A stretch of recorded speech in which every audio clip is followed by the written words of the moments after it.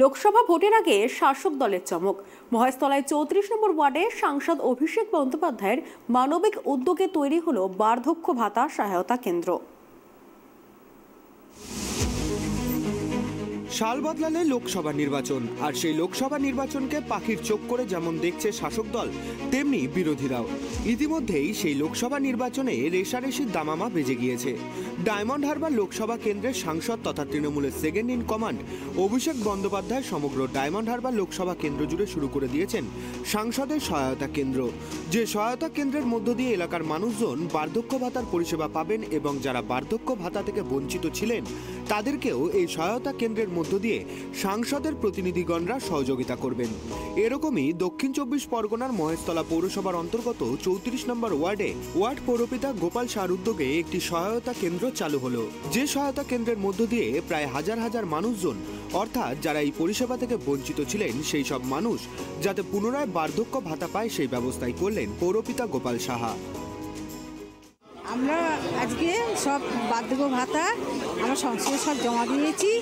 আমরা এতদিন ধরে জমা দিয়ে এসেছিলাম, আজকে একটা ক্যাম্প করেছে, ক্যাম্পের মাধ্যমে সব অভিষেকের।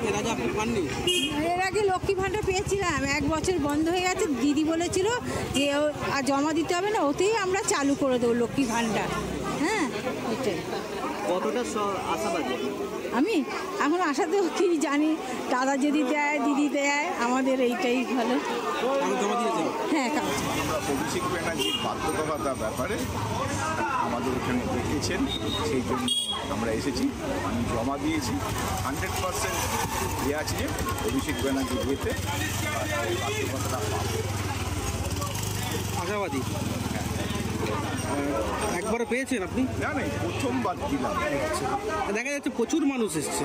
হ্যাঁ, সকলের দেখুন, সকলের ইচ্ছা আছে। অভিষেক ব্যানার্জি আমাদের সাংসদ, উনি তো চাইছেন আমাদের এখানকার যারা বার্ধক্য লোক রয়েছেন তাদেরকে প্রত্যেককে দেওয়ার কথা।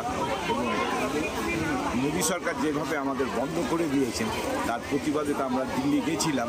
তার এতে অভিষেক ব্যানার্জির নিজের সহযোগিতায় আমাদের এই উদ্যোগটা নিয়েছেন, এর জন্য ওনাকে অশেষ ধন্যবাদ। এই সহায়তা কেন্দ্রে এসে ওয়ার্ডের প্রতিটি মানুষ আশাবাদী যে আগামী দিনে তারা আর বার্ধক্য ভাতা থেকে বঞ্চিত থাকবেন না। উল্লেখ্য, এই সহায়তা কেন্দ্র চলবে চলতি মাসের 6 তারিখ থেকে 12 তারিখ পর্যন্ত।